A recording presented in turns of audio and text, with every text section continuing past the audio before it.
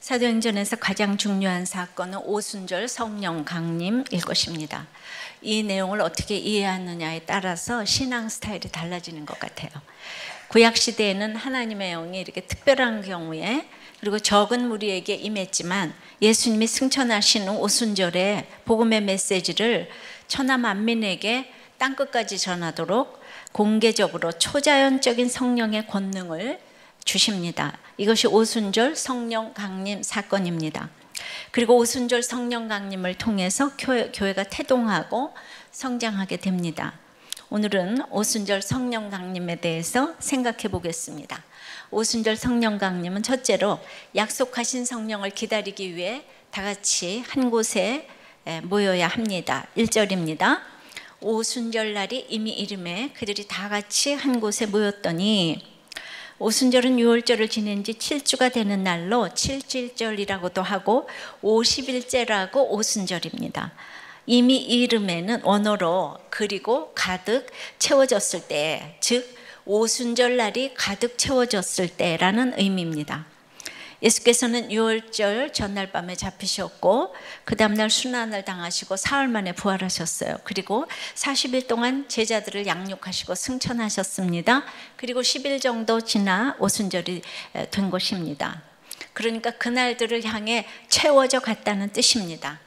이것을 통해서 우리가 알 수 있는 것은 주님의 십자가 사건과 성령 강림은 별개의 사건이 아니라는 거예요.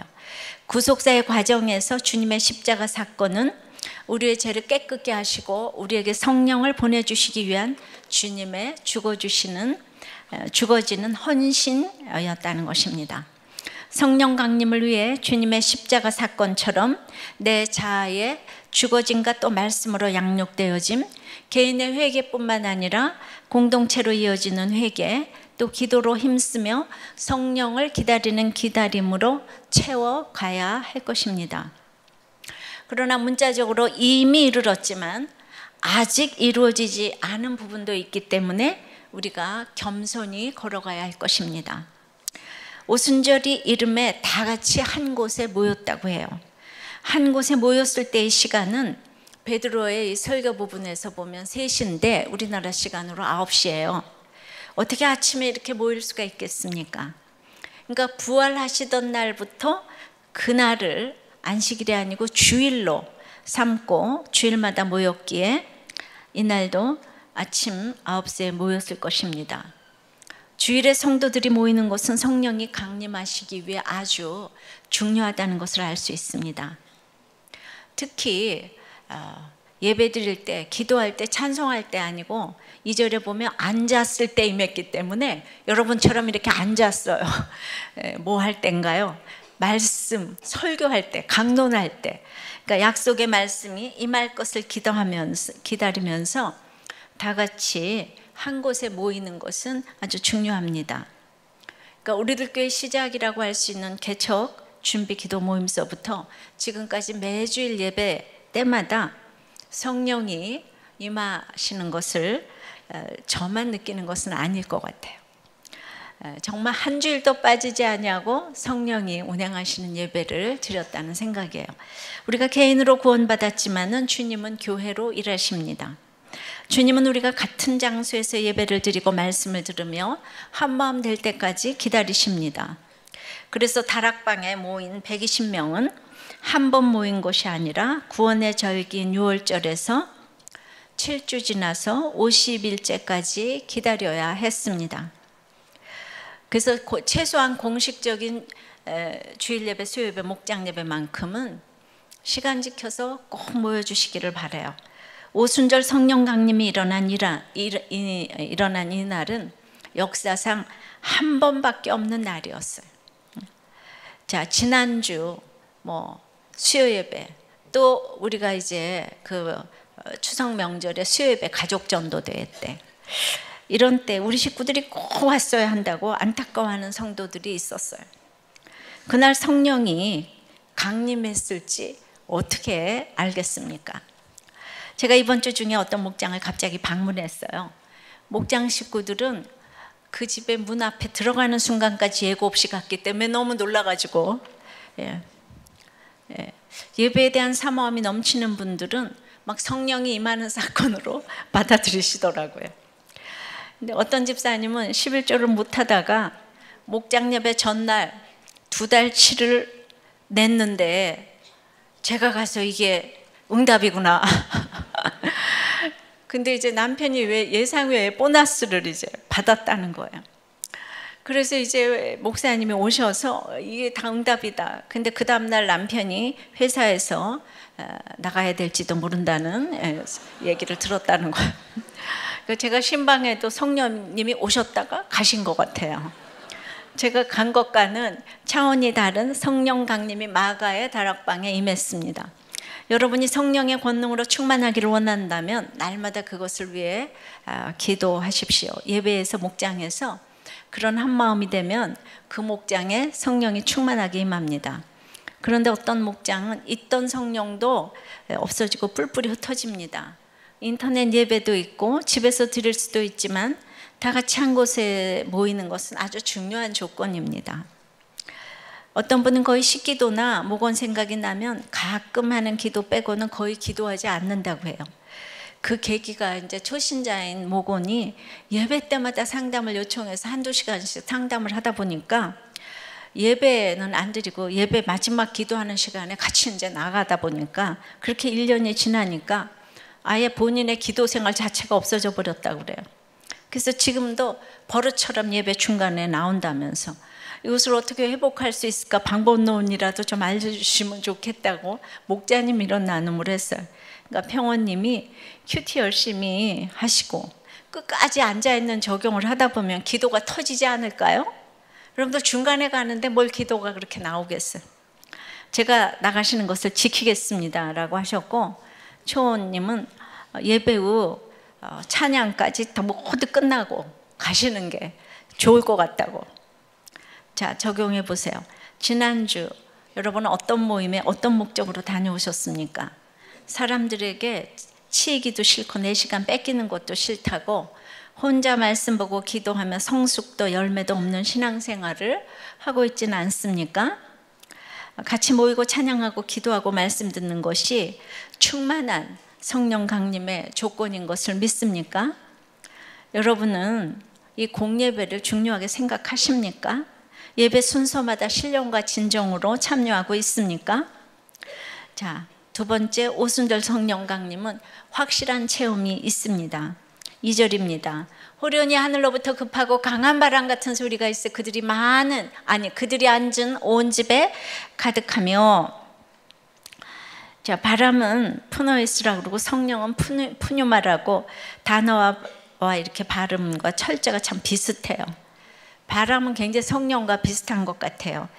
있지만 보이지 않고 영원히 멈추지 않고 도처에서 느낄 수 있는 거, 그게 성령하고 바람하고 비슷한 것 같아요. 그런데 급하고 강한 바람 같은 소리가 호련히 왔어요. 들리게 왔죠. 또 환상과 방언 나에게 오는 사건은 모두 주관적인 것이기 때문에 2절에는 바람 같은, 3절에는 불의어처럼, 이런 표현을 씁니다. 저도 주님을 영접하고 날마다 큐티하면서 기도하면서 이렇게 전도하면서 왔는데 호련히 남편의 죽음이 왔습니다. 그러나 제가 말씀으로 준비되었기 때문에 호련히 찾아온 제 사건을 하나님의 말씀으로 해석할 수 있었습니다. 급하고 강한 바람 같은 사건이 여러분의 집에 가득합니까? 열심히 큐티하고 예배 드리고 했더니만 태풍 같은 사건이 몰아쳤다고 낙심하고 계십니까? 아니면 성령이 임하기 위한 사건이라고 해석하고 있습니까? 3절입니다. 마치 불의 혀처럼 갈라지는 것들이 그들에게 보여 각 사람이 하나씩 임하였더니, 혀는 말과 복음 전파를 상징하고 불은 정결케 하시는 하나님의 임재를 상징합니다. 세례 요한이 사람들에게 성령과 불로 세례를 줄 것이라고 한 말의 성취이기도 합니다. 활활 타오르는 불은 얼마나 빠른 속도로 태워버리는지 모릅니다. 또 얼마나 뜨거운지 잠깐만 손에 스쳐도 데입니다. 그래서 불 속에 들어가면 너무 뜨거워 아플 수 있습니다. 그러나 불의 혀처럼 성령이 임하면 신속하게 나의 죄를 태우고 정결케 됨으로 남을 비춰주고 뜨거움의 열정과 마음을 녹일 수 있는 따뜻함으로 복음을 전하게 되는 것입니다. 그러니 불의 혀 같은 사건이 오는 것은 성령 충만을 받는 비결입니다. 근데 이제 불의 혀처럼 갈라지는 것들이 각 사람 위에 하나씩 임했다고 해요. 그러니까 임하는 것은 각 사람에게 임합니다. 아무리 우리들 교회를 나온 지 오래되고 공동체에 붙어간다고 해도 이 가운데도 성령 받지 못한 사람이 있습니다. 내가 여기 나온 게 어디야 하며 그 자리에 머물고 있기만 한 사람도 감사하지만 저는 이 시간 여러분 각 사람에게 정말 성령이 임하기를 간절히 기도합니다. 성령이 임하지 않으면 교훈과 책망과 바르게 함과 의로 교육함을 받을 수가 없어요. 성령이 임한 사람의 특징은 누구에게 무슨 말을 듣든지 교훈과 책망과 바르게 함과 의로 교육을 받는데, 사람이 미성숙하면 날마다 하나님에게 사람에게 좋은 이야기만 들으려고 합니다. 4절입니다. 그들이 다 성령의 충만함을 받고 성령이 말하게 하심을 따라 다른 언어들로 말하기를 시작하니라. 우리는 각각 개별적으로 성령을 받아야 합니다. 동시에 우리 모두 다 공동체적으로도 성령을 받아야 합니다. 성령이 온 집에 가득했다고 했습니다. 가족같이 하나 된 공동체는 성령을 받는 중요한 통로입니다. 성령 충만한 예배와 목장 모임에 참석하는 것뿐만 아니라 나 개인에게 임하는 성령을 체험하고 불의 혀 같은 사건에서 성령의 충만함을 받으시기를 바랍니다. 성령 충만받고 예수님과 진리로 충만해서 다른 언어로 말하기를 시작했습니다. 지금까지 하지 못한 언어를 쓰기 시작했어요. 여기 방언의 본질은 주관적이지만 온 집안에 가득하고, 그래서 이제 그게 바람으로 들리고, 불의 혀처럼 보이고, 들리고 보이고 하는 객관적이기도 합니다. 주관적인 것이 나에게 충만으로 임해서 다른 사람에게 객관적으로 보여지는 이런 확실한 체험을 해야 돼요. 이제 지난주 설교를 듣고 보수교단에서 자랑한 부목자가 자신이 알고 있던 성령론과 목사님의 설교에서 듣는 성령의 설명이 잘못 달라서 굉장히 마음이 불편했다고 해요. 요지는 예수를 주라고 시인하며 세례를 받는 것이 모두 성령이 아니면 할 수가 없는 일인데, 목사님의 설교를 들으면 물세례, 성령 세례가 따로 있는 것 같고 성령께서 우리 안에 계신 것도 같고 안 계신 것도 같고 고민과 갈등이 된다는 거예요. 자, 여러분들도 이런 질문이 있을 것입니다. 이 설명을 좀 하겠어요. 성령 세례와 충만은 다릅니다. 이 둘이 동시에 일어날 수도 있고 또 따로 일어날 수도 있어요. 성령 세례는 죄 사함을 받고 죄를 회개하고 예수님을 구주로 받아들일 때 순간적으로 일어나는 단회적인 사건이에요. 죄를 회개한다는 표시로 받는 물 세례는 구원과는 직접 연관성은 없습니다. 그러니까 물 세례를 받아야만 구원을 받는 건 아니에요. 근데 물론 성령 세례를 먼저 받고 물 세례를 받는 경우도 우리도 굉장히 많은 것 같아요.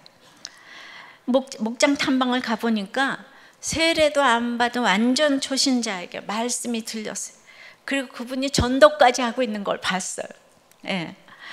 그러니까 성령은 새로운 삶을 주시는 권능입니다. 이게 오래됐다고 전도하는 건 아니잖아요, 그죠? 또한 성령은 평생에 걸친 변화의 과정을 이제 시작하십니다. 그러니까 우리가 물컵에 물이 있는 것이 성령 세례를 받았다면 흘러 넘쳐서 남에게 주는 것이 성령 충만이에요. 근데 평생에 물컵에 가지고만 있으면 충만은 나타나지 않잖아요, 그죠? 그렇지만 그 기한과 때는 우리는 모르는 거죠. 결혼식만 한다고 그 결혼식이 항상 그 결혼이 항상 충만한 기쁨이 보장되는 건 아니잖아.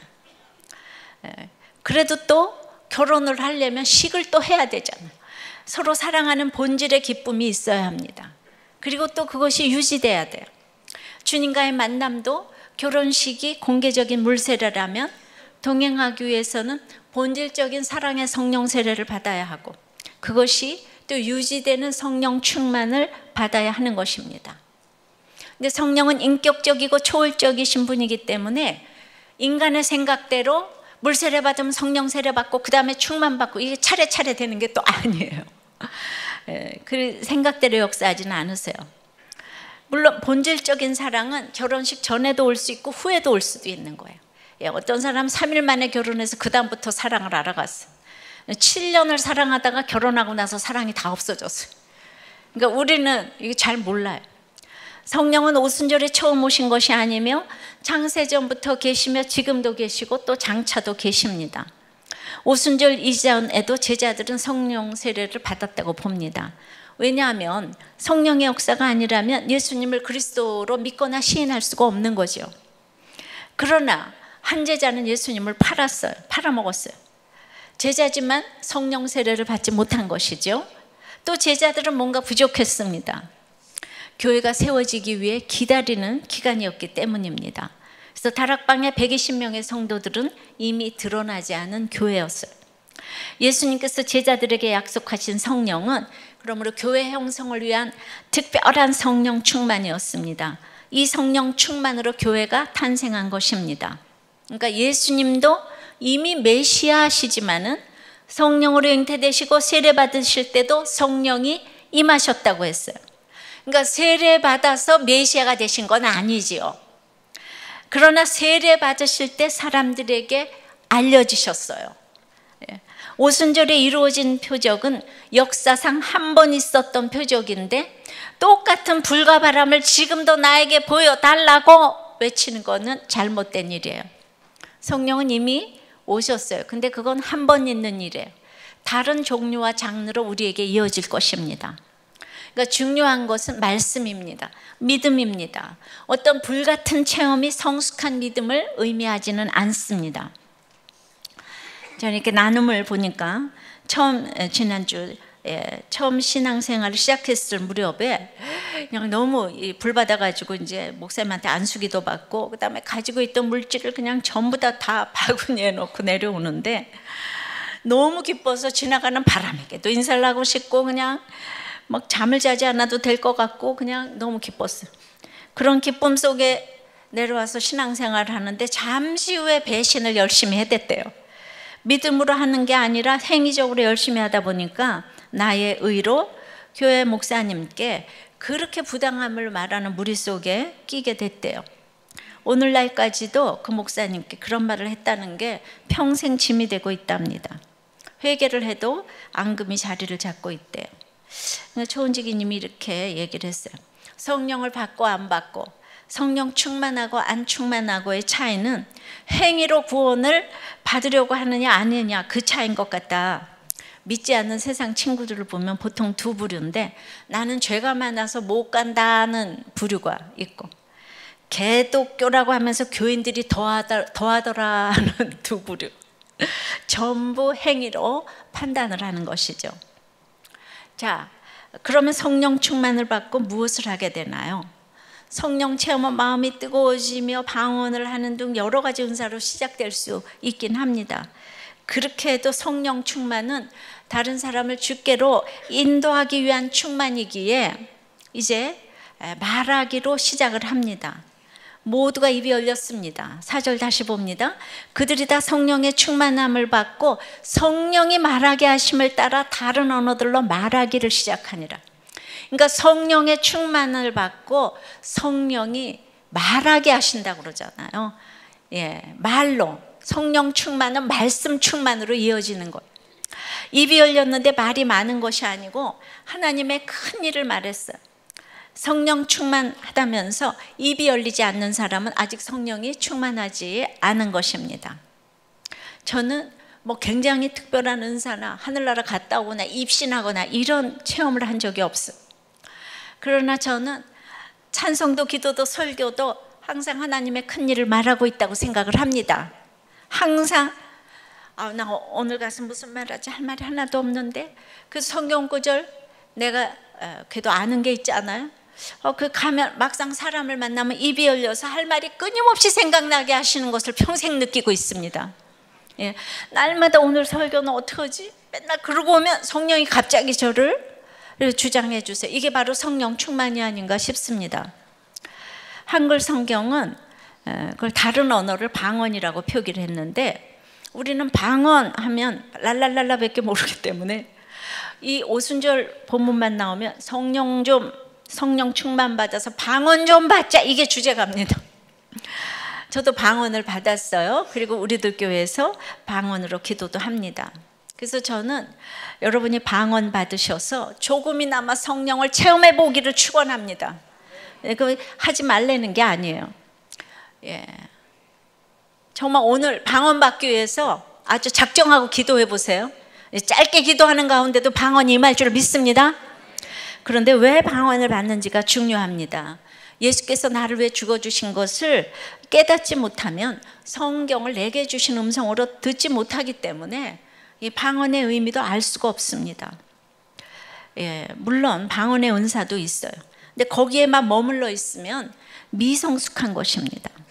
성경을 내게 주시는 음성으로 듣고, 베드로가 정말 하기 힘든 유다 이야기를 하고 사도수를 채워놓은 것처럼 성령 충만을 받는 것은 불의 언어, 따뜻함의 언어, 죄를 사해주는 언어로 시작을 합니다. 성령은 바람같이 불의 혀처럼 주관적으로 내게 임했지만 온 집에 가득하고 저희에게 보이고 다른 언어 방언으로 나타난 것처럼 객관적인 은혜로 나타나야 합니다. 주관적인 체험이 객관적인 은혜로 나타나야 합니다. 적용해 보세요. 여러분은 주관적이고도 객관적인 확실한 성령의 체험이 있습니까? 주관적인 나의 간증이 다른 사람들에게 보여지며 이렇게 객관적으로 보여지는 것, 정말 성경 말씀으로 이것이 증거돼야 되는 거예요. 그렇게 은혜를 끼치고 있습니까? 세 번째입니다. 오순절 성령 강림은 난곳 방언으로 차별 없이 임했습니다. 5절입니다. 그때 경건한 유대인들이 천하각국으로부터 와서 예루살렘에 머물러 있더니, 자, 나의 예루살렘, 예수 믿었다고 하지만 너무 힘든 나의 통곡의 사건이 있는 예루살렘에서 기다리라 해서 기다렸더니 때가 왔습니다.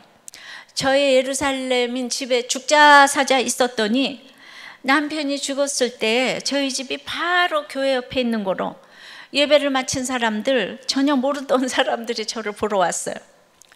젊은 사람의 남편이 갑자기 죽었다고 하니까 궁금하기도 하고, 교회에서 잘 드러나지도 않던 얌전한 사람이 그런 일을 당했으니까 보러 오기도 했습니다.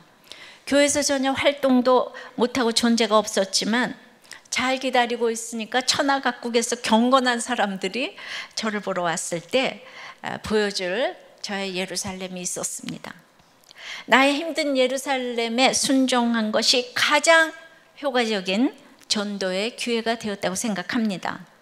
6절입니다. 이 소리가 나매 큰 무리가 모여 각각 자기의 방언으로 제자들이 말하는 것을 듣고 소동하여 다 놀라 신기하게 여겨 이르되, 보라, 이 말하는 사람들이 다 갈릴리 사람이 아니냐. 각각 자기의 방언으로 제자들의 말하는 것을 들었습니다. 천하각국에서 온 사람들은 바벨론 포로 때 흩어졌던 나그네들인데 유대인의 3대 절기, 유월절, 오순절 때면 또 초막절 때면 예루살렘에 모였습니다. 이 사람들은 유대인으로서 자기 민족에 대한 프라이드가 하늘을 찌르고 있어요. 비록 식민지로 갔어도 헬라어, 히브리어도 잘하고 흩어져 간 그 나라의 말도 유창하게 잘하는, 몇 개 국어를 하는, 이 유대인들이 똑똑하잖아요 또. 그런데 그런 대단한 사람들이 쫙 천하의 경건한 유대인들이 천하각국에서 모여들었다고 했는데, 무식한 어부 갈릴리 출신 제자들이 이 천하각국의 언어로 말하는 걸 들으니까 기가 찬 거예요. 놀란 거예요. 인정하지 않을래 않을 수가 없는. 알아들으니까. 그게 뭘까요? 그게 어떤 일을 의미할까요? 제가 남편이 천국 간 날이 주일날이라서 교회 사람들이 오며 가며 다들 보러 오고 정말 천하의 경건한 목사님들도 많이 오셨어요. 그런데 제가 무식한 제가 에스겔 말씀으로 간증을 해대니까 그게 방언이지 뭐겠습니까? 예, 호련히 남편을 잃었으면 잠잠히 있어야 마땅하다고 할 텐데, 생기기는 김새침에다가 김얌전 한 사람이 에스겔 18장 말씀이 어떻게, 19장 말씀이 어떻게, 20장 말씀이, 이거야말로 방언 아닙니까? 미쳤다고 할 일이었습니다. 그동안 신학했냐고 하는 분도 있었어요. 저 사람 갈릴리 사람 아니야? 저 집사 아니야? 교회에서 아무 훈련도 안 받았는데, 직분도 없는데, 집순이 아니야? 평신도 아니야? 아이고, 게다가 여자가 아니야?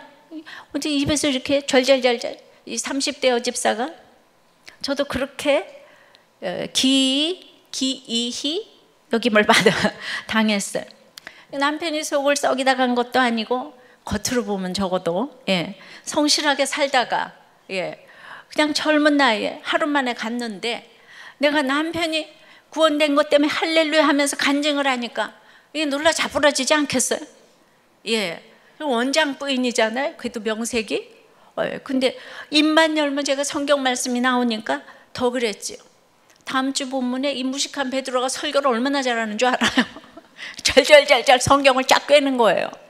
이게 바로 성령 충만이에요. 말씀 충만. 말씀으로 말하기를 시작하는 거예요. 그러나 제자들도, 저도 예수님께 받은 훈련이 있고 예수님의 말씀을 듣고 기다리고 인내한 것이 있기 때문에 이렇게 보여지게 하셨어요. 정말 저의 오순절은 호련히 온 남편의 죽음 사건이었습니다. 불의 혀같이 갈라지고 아픈 사건이었지만 전 세계로 퍼져나가게 한 저에게는 이정표적인 사건이 된 줄 믿습니다. 여러분에게도 이런 불의 혀같이 갈라지는 사건 가운데서, 그게 주관적인 체험 같지만 객관적으로 말씀으로 이렇게 증거하는, 바로 이것이 오순절 성령 강림입니다. 근데 막상 사건이 왔을 때 교회를 다녀도 말씀으로 해석하고 적용하는 사람이 별로 없다는 것이 제가 그동안 말씀을 전하면서 얻은 결론입니다. 다른 사람 간증은 기이 여기면서 자기 사건이 딱 오면 다 딴소리 합니다. 고난을 당하면서도 어찌하여 그렇게 말씀이 안 들리는지 그것이 기이할 뿐입니다. 그래서 누구든지 이 방언, 다른 언어를 쓸 수 있다는 모델로 갈릴리 출신인 저를 말씀 사역을 시킨다는 생각이 듭니다. 중요한 것은 제자들의 언어가 각각 자기 방언으로 알아들을 수 있는 언어였다는 것이 중요합니다. 바데인, 메데인, 엘림인 각각 그 사람의 인격을 설득시키는 언어를 쓰게 됐습니다. 그 언어는 천상의 언어, 못 알아듣는 언어가 아니고 사람들이 다 이해할 수 있는 외국어였어요. 바람 같은, 불의 혀 같은 주관적이기만 한 게 아니라 알아들을 수 있는 언어로 얘기했다는 거예요.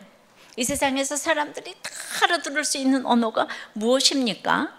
누구든지 알아들을 수 있는 언어는 사랑의 언어밖에 없습니다. 비행기 안에서 아프리카 콩고 사람을 만나도 Are you Christian? 물어보면 Yes 하면 서로 손뼉을 막 치지만은, 같이 난생 처음 보는 사람도 이러지만 집에 같이 사는 부부가 평생 말이 안 통할 수가 있습니다. 그냥 절벽같이. 적용해 보세요. 돈 없고 학벌 없고 직분이 없어서 나의 간증과 전도가 기이 여김을 당한 적이 있습니까? 그런데 나의 인간적인 것 때문에 기이 여김을 당하지만은 하나님 때문에 누구와도 통할 수 있는 믿음의 언어, 이 보편적인 언어가 있습니까? 그래서 정말 이 큐티가 중요한 거예요. 또한 어떤 관계이든지 이 막힌 관계가 정말 뚫리는 거예요. 그래서 네 번째는 오순절 성령 강림은 흩어진 언어가 한 언어가 되는 거예요. 창세기 하나님께서는 인간에게 생육하고 번성하여 세상을 다스리라는 명령을 주셨습니다. 그렇게 축복을 주다 보니까 인간들이 하나님보다 높아지려고 바벨탑을 쌓았어요. 이제 그런 인간들에게 하나님이 진노하셔서 언어를 흩으셨다고 했습니다. 그래서 부부간의 언어가 안 통하고 가족 간의 언어가 안 통하는 것이 얼마나 저주인지 모릅니다. 죄와 교만의 징표로 언어가 흩어졌는데 얼마나 저주인지 모르고 여전히 학벌로 정력으로 더 높아지기 위해서 스펙을 쌓고 또 결혼을 하고 그럽니다. 저도 그랬기 때문에 언어가 하나 되기 위해서 하나님께서 저에게 얼마나 뜨거운 용광로를 주시고 사람을 붙여서 수고하게 하셨는지 모릅니다. 돈도 있고 사회적 지위도 있는 집으로 시집가게 하셨지만 언어가 안 통하는 고통이 어떤 것인지 독특히 경험하게 하셨습니다. 옛날에는 하나님의 명령을 들으면 저절로 하나가 됐는데 지금도 언어 문화의 장벽이 높아서 지금은 서로 고생을 하고 있습니다. 그런 가운데 2000년 동안 점진적으로 구원이 이루어지면서 다시 하나의 언어가 되게 하신 사건이 바로 오순절 성령 강림 사건입니다. 이 얘기는 예수 그리스도밖에는 우리에게 언어 충만을 주실 분이 없다는 얘기입니다. 이미 이루어졌지만 아직 이루어지지 않은 부분 때문에 전도와 선교를 통한 복음 전파의 임무를 우리에게 주셨습니다.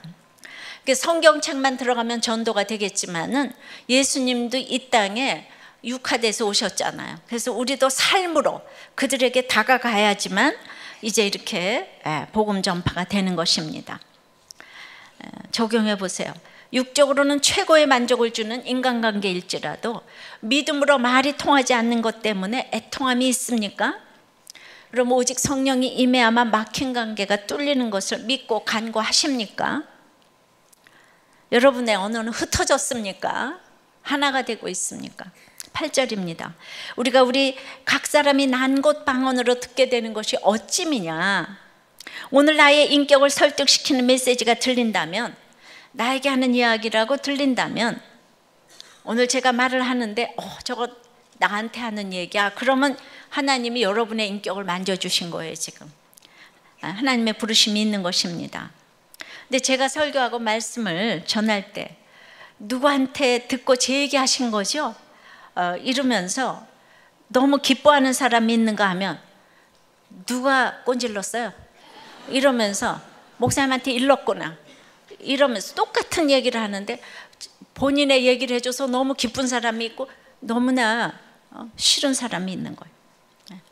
각 사람의 난 곳 방언으로 듣게 된다는 것은, 저는 제 얘기를 하는데 그냥 듣는 사람이 내 얘기로 듣는 거예요. 그게 난 곳 방언이 자기 고향 언어로 듣는 거예요. 그래서 우리가 가시적인 방언도 할 수 있지만 성령 충만의 결과는 여러분의 각자의 환경에서 알아들을 수 있는 소리로 들리는 것입니다. 이게 성령 충만, 말씀 충만. 그래서 그걸로 제가 얘기하기 시작하는 거예요. 우리의 방언, 또 각자의 처지에 맞게, 우리의 방언은 각자의 처지에 맞게 내 간증이 쓰임받는 거예요. 저는 전하면서 늘 제가 더 은혜를 받는데, 학생은 학생대로, 재수생 모임에 교수는 교수대로, 제가 교수 됐잖아. 또 이제 학벌, 빈부, 남녀노소에 상관없이 자신의 처지에서 다 알아듣고 은혜를 받았어요. 그렇게 해서 맨 처음에는 비슷한 사람끼리 지내다가 다른 사람에게까지 엄청나게 지경이 이렇게 넓어졌습니다. 또 생각해 보세요. 말씀을 들을 때, 간증을 들을 때 그냥 내게 임하는 말씀으로 알아듣고 있습니까? 저거는 와서 꼭 우리 남편이 들어야 돼, 부인이 들어야 돼 하면서 애통함으로, 그게 아니라 저걸 와서 듣고 나한테 잘해줘야 되는데, 오늘 남편 욕했잖아, 요걸 남편이 와서 들어야 되는, 이런 거 말고요. 정말 설교자나 간증하는 사람이 내 흉을 보는 것 같아서, 그리고 잘난 척하는 것 같아서 기분이 나쁘십니까? 맨날 저보고 잘난 척한다고 그런 사람이 있어요. 9절부터 11절입니다. 우리는 바다인가 메대인가 엘람인가 또 메소포타미아, 유대와 갑바도기아, 본도와 아시아, 부르기아, 밤빌리아, 애국과 및 구레네에 가까운 리비아 여러 지방에 사는 사람들이 로마로부터 온 나그네, 곧 유대인과 유대계에 들어온 사람들과 그레데인과 아라비아인들이라. 우리가 다 우리의 각 언어로 하나님의 큰 일을 말함을 듣는도다.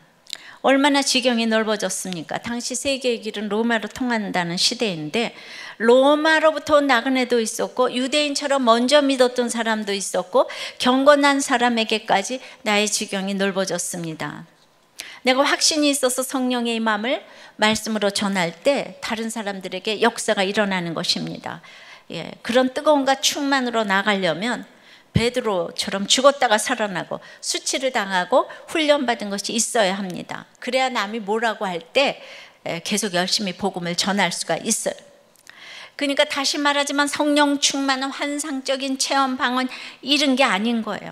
하나님께서 원하시는 성령 충만은 내가 용서할 수 없고 이해가 안 되는 사람을 어느 날부터 이해하게 되는 거예요. 내가 이해하지 못할 사람, 미운 사람들이 있는가 없는가로 성령 충만이 가름할 수도 있는 거예요. 아직 너무 미운 사람이 있다면 성령 충만 받지 못했어요. 앉은 자리에서 기도를 10시간 하고 큐티를 열심히 하고 방언을 해도 싫고 좋은 게 너무 분명하고 용납할 수 없는 게 많다면은 성령 충만 받지 못한 것입니다. 근데 갑자기 그 모든 사람이 예뻐 보이기 시작하면 그날이 새 방언을 하는 날인 줄 믿습니다. 오순절 성령 강림은 그렇게 온 인류가 하나님 안에서 하나로 회복됨을 보여주는 사건입니다. 적용해 보세요. 환경이 다르고 출신이 다르기 때문에 이해할 수 없는 사람이 있습니까? 주고받은 상처 때문에 도저히 용서할 수 없는 미운 사람이 있습니까? 이게 지난번에 이 옷가게 이 사건이 정말 말씀 안에서 도저히 용서할 수 없는 두 사람이 한 주일 만에 말씀으로 결코 함께 할 수 없었을 것 같은 사람이 하나가 되는, 이것이 바로 성령 충만이 아니겠는가. 이분들이 직분이 있습니까? 두 분 다 목원인 거예요. 그러니까 먼저 된 자가 나중 되는 거죠. 12절 13절입니다. 다 놀라며 당황하며 서로 이르되 이 어찌 된 일이냐 하며 또 어떤 이들은 조롱하여 이르되 그들이 새 술에 취하였다 하더라. 우리가 천하인간의 구원을 얻을 만한 다른 이름을 주신 일이 없다고 했는데, 이건 너무나 많이 알아듣는 쉬운 진리인데 그걸 못 알아듣습니다. 다 놀라서 어쩐 일이냐고 합니다. 그래서 너무나 못 알아듣기 때문에 나에게 엄청난 고난을 허락하셔서 세상에게 충격을 주는 존재가 되게 하셨어요. 그러니까 남들은 죽었다가 깨어나도 못할 그때에 내가 사랑의 언어를 쓰고 당신을 용서한다고 하면 세상이 너무 놀라는 거예요. 사랑할 만한 때에 사랑하고 미워할 때 미워하는 건 누가 못하겠습니까? 그건 짐승도 합니다. 히브리 약소 민족이 로마 카타콤 지하 공동묘지에서 300년 동안 숨어 살면서 로마를 저주하지 아니하고 그들에게 선을 보였기 때문에 AD 313년에 기독교가 로마의 국교가 됐어요. 똑같은 상황에서 내가 어떤 언어를 쓰고 어떤 표정을 짓는가에 따라서 로마가 달라졌다는 거예요. 우리는 그리스도의 신비를 보여야 되는 책임이 있는 거예요. 예수님을 죽인 유대인들도 더러는 악하다 그랬잖아. 그럼 우리는 말할 것도 없지 않겠습니까? 그분들도 일부만 악하다면은 정말 우리가 누구한테 손가락질 할 수 있겠습니까? 바로 이것이 예수 그리스도의 비밀이고, 그런 언어를 쓰는 것이 성령 충만한 언어인 거예요. 세상에 충격을 주는 성도가 되시기 바랍니다. 이런 충격을 주는 성도가 점점 희귀해져가는 시대에 살고 있습니다. 우리가 교회를 나가도 교양이 있게 기복적으로 나가는 영혼을 흔들어 놓는 전도자들이 점점 희귀한 시대에 살고 있어요. 교회사를 보면 성령운동은 늘 빈민 하층에서 일어났고, 그러다 보니까 현세의 복을 간절히 구하게 됐어요. 그래서 믿음의 족보를 가진 유대인들은 오순절파를 아주 무시하죠. 오순절 하면 어떤 파가 생각이 나요. 성령파, 영파, 이래서 무시하고, 성령운동도 무시합니다. 성령 강림으로 대단한 것을 주셨는데 또 계속 기복에 머물러 있기 때문에 무시가 되는 것도 또 있는 거예요. 이 두 개가 다 또 맞아요. 그런데 현세의 복을 구하면서 거기 안주하니까 방언, 신유 같은 것만 성령 충만이라고 하는 사람들이 있는 거예요. 그 은사 자체가 나쁜 게 아니에요. 그것을 통해서 성령 충만으로 가야 되는 거예요. 그것 자체는 남들에게 충만으로 보여질 것이 하나도 없어요. 신앙의 과정에서 방언도 하고 신유의 은사도 받을 수 있지만 세상을 향해 보여지는 것은 막힌 관계가 뚫리는 거예요. 흩어진 언어가 하나가 되는 거예요. 내가 굉장한 고난 속에서도 원망하거나 낙심하지 않는 모습이에요. 내가 성령 충만이, 여러분들 방언한다고 사람들이 나를 말씀 충만으로 보겠어요? 성령 충만으로 보겠어요? 이거 너무 단순하지 않아요? 그러니까 원수를 용서하고 사랑하고 고맙고, 이게 성령 충만인 거지. 막 그냥 기도하시라고. 정말 이게 너무 쉽잖아요. 이제 완전 이해되셨죠? 이런 이야기를 하면 사람들이 조롱할까요? 안 할까요? 조롱합니다. 인정을 하면서도 조롱해요. 내가 아무리 성령 충만을 받고 있어도 방언을 받아도 때와 장소를 가려 쓸데없는 조롱을 안 받습니다. 어떻게 성령 받은 것을 세상이 이해하겠습니까? 성령 받지 않은 사람은요, 성령 받은 것을 절대 이해하지 못합니다. 그러니까 싸우지 마세요. 그게 이해가 안 되는 거예요. 이게 물과 기름이에요. 자, 적용해 보세요. 세상을 놀라게 하고 세상에 충격을 줄 믿음의 적용이 있습니까? 성령의 강권하심으로 그런 적용을 해도 이해받지 못하고 조롱받을 수 있다는 것을 또한 알고 있습니까? 그 모든 걸 감당할 부활신앙이 내게 있습니까? 왜? 제가 경험해 봤어요. 내가 여자하고 평신도고 집사기 때문에 계속 조롱을 당해왔어요. 근데 이제 이 베드로가 무식했잖아요. 근데 계속 말씀으로 가니까 인정하지 않을래 않을 수 없는 게 여러분들이 살아났거든요. 이혼이 막아졌거든요. 그러니까 그냥 어쩔 수 없이 이렇게 됐어요. 지금도 인정하지 않는 사람들 있겠지만 그러든지 말든지 우리는 성령 충만, 말씀 충만, 사랑 충만, 감사 충만으로 나가게 될 줄을 믿습니다. 나눔이에요. 저희 병원에서 이제 아침마다 큐티를 하는데 제가 직책이 병원장이다 보니까 수직 관계로 보면 부하 직원인데 그 앞에서 제 얘기를 다 합니다. 내가 옛날에 다른 여자 만났던 얘기, 이혼한 얘기, 재혼한 얘기, 그냥 처음에 너무 놀라는 얼굴이더니 지금은 너무나 잘 듣고 재밌어하고 하면서 다 자기 얘기들을 한다는 거예요. 옛날 같으면 그 사람들 앞에서 내가 이런 얘기를 할 사람이 아닌데 이런 무덤까지 가져갈 얘기를 말하고 회개하는 나눔이 이게 증인이 되는 것이고 사명으로 나가는 그리스도의 신비를 보이는 성령 충만한 언어가 아닌가 싶다고. 바로 이것이 성령 충만한 것입니다. 맨날 나눠줄 게 있는 거예요. 사람들을 살리기 위해서는 내 거를 끄집어서 줘야지 돼서 되는 게 아니에요. 10시간 기도해, 금식 열으라고, 방언기도 맨날 하고 성령 충만 받으라고, 이게 아니라고요. 그렇지만은 여러분들이 하도 이게 모르니까 이제 좀 그냥 체험을 얻기 위해서 정말 오늘 방언기도로 하시기를 좀 제가 축원하는 거예요. 뭔가 하나님을 좀 만나라고. 그러니까 다른 언어로, 같은 언어를 쓰는 우리 에드워드 목자의 간증을 좀 드리려고 그래요. 이분 카나다 분이잖아요. 근데 우리들 교회에 오셔가지고 정말 이제 맨 처음에는 그런 그 통역이 있었지만 몇 년 동안 통역이 없었어요. 그래서 말씀이 안 들리니까 청소, 분리수거 이것만 오랫동안 하고 그런데도 불구하고 3시간 주일 예배, 수요 예배, 목장 예배 다 오셔가지고 세상에 그 3시간 동안 그렇게 하나도 움직이지 않고 가만히 계시는 거예요. 예. 그래서 들리냐고 그랬더니 들린대요. 어떻게, 뭘로 들리냐고 그러니까 소울로 들린다고 그렇게 얘기를 하세요. 그리고 이제 아내가 한마디만 해주면 그게 듣도 보도 못한 얘기를 해서 그 한마디만 들어도 그냥 오는 본전을 이렇게 이제 빼시는 거예요. 자기는 어렸을 때 부모님이 너무 싸우셔서 이혼해서 막 시원하다는 마음도 가졌는데, 예, 이분이 또 잘생기시고 끼가 또 있으시잖아요. C.S. 루이스를 전공하고 랄랄랄라, 이 기독교 문학에 뭐 포부도 많아요. 근데 완벽한 부인, 완벽한 직업, 행복한 가정을 만들어야 되는 가족 신화가 있었는데 대학생 때부터 이분이 이제 끼를 발산해가지고 결혼한 여자를 만나게 됐는데 나 때문에 그 부부가 이혼을 하게 됐다는 거예요.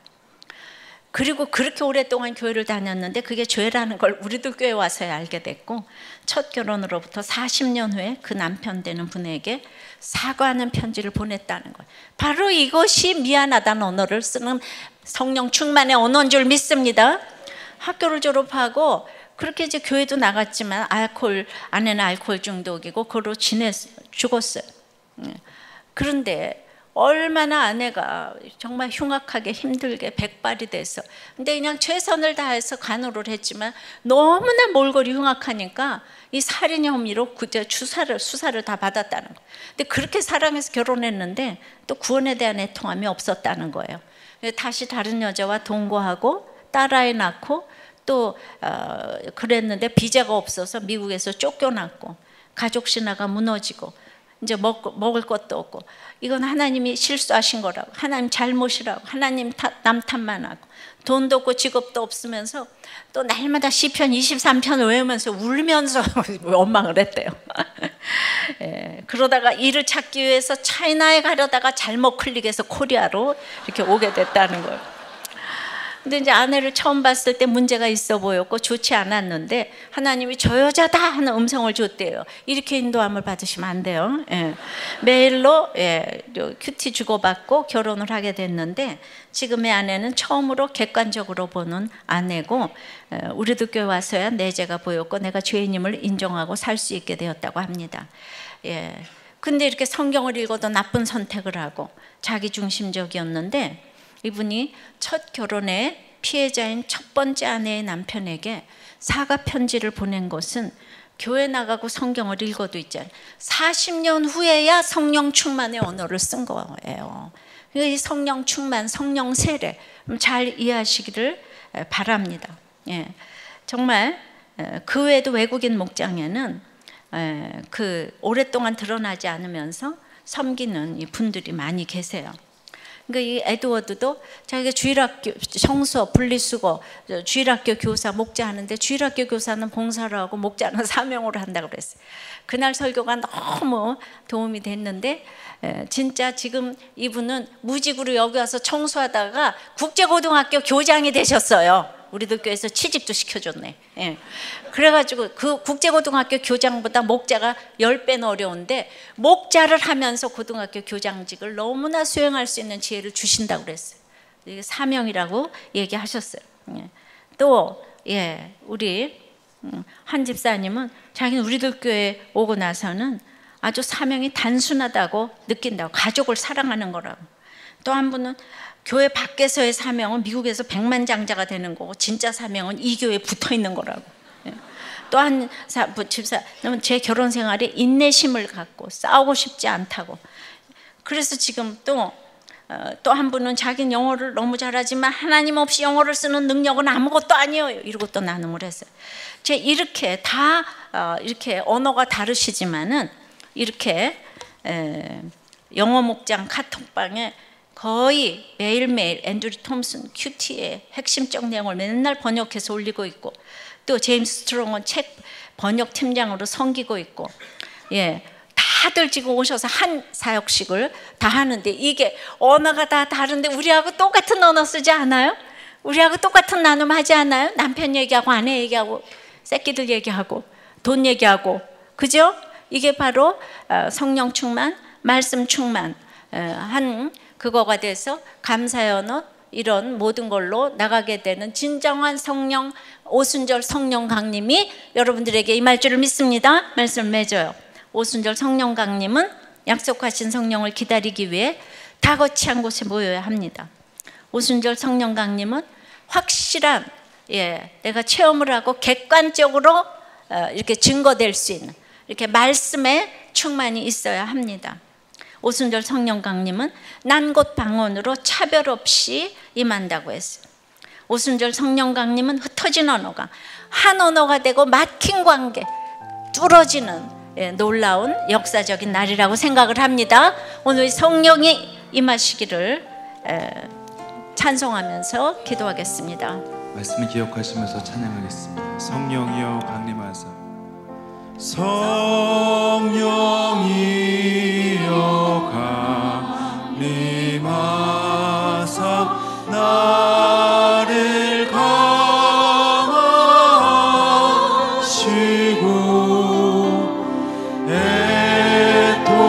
애통하며 회개하마 충만하게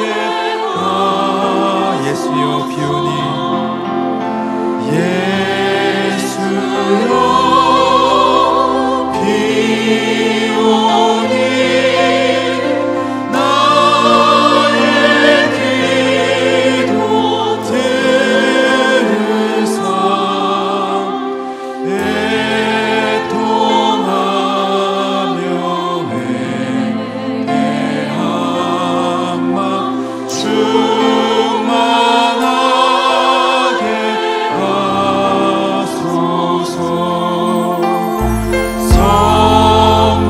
성령이여 강림하 크신 권능 주소서.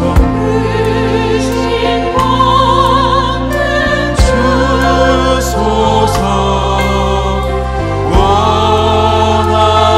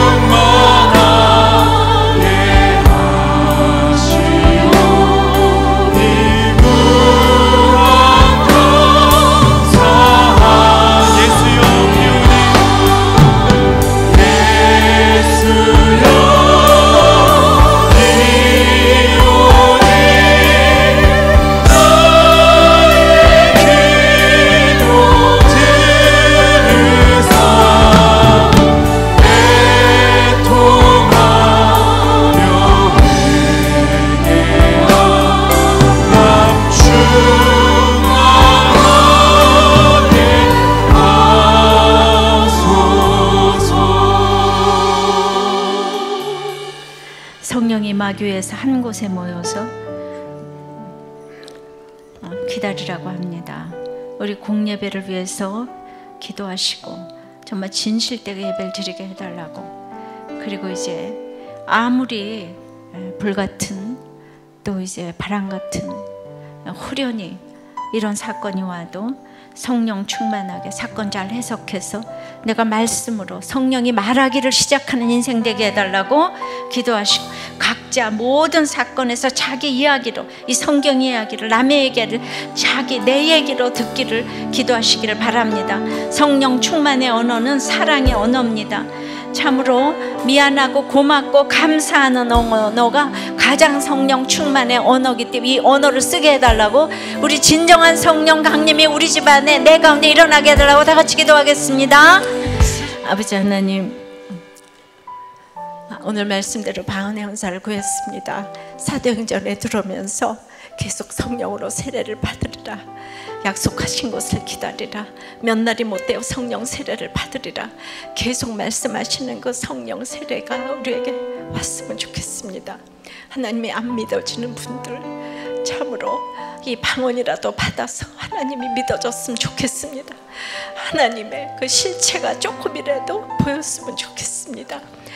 그러나 아버지, 제 인생을 생각해 보았을 때 정말 큐티하고 열심히 신앙생활했지만 호련히 온, 그렇게 준비하고 있었지만 호련히 온 남편의 죽음을 통하여서 불의 혀처럼 갈라지는 아픔 가운데에서 아버지 하나님, 나도 모르는 아버지 하나님 말씀으로 나의 이 주님 만난 것이 말씀으로 객관적으로 나갔을 때 모든 천하 각국의 경건한 사람들이 모여들어서 갈릴리 사람이었던 저, 집순이 여자 평신도였던 저, 제가 이렇게 얘기할 때 아버지 하나님 정말 놀라고 다 정말 자신들에게 주는 음성으로 들어서 정말 저에게는 이 남편의 죽음이 호련히 임한 오순절 성령 강림이 아버지 하나님 되었던 것을 고백합니다. 주님, 저희들의 아픔 가운데서 그것이 나의 슬픔이 아니라 성령이 강림할 수 있는 최고의 사건인 것을 알고 해석을 잘하고, 이제 그때부터 성령 충만, 말씀 충만으로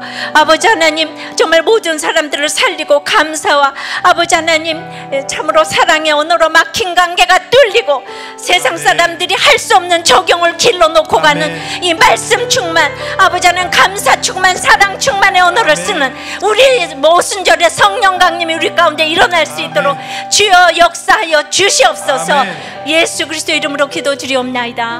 아멘. 적용해 보세요. 돈 없고 학벌 없고 직분이 없어서 나의 간증과 전도가 기이 여김을 당한 적이 있습니까?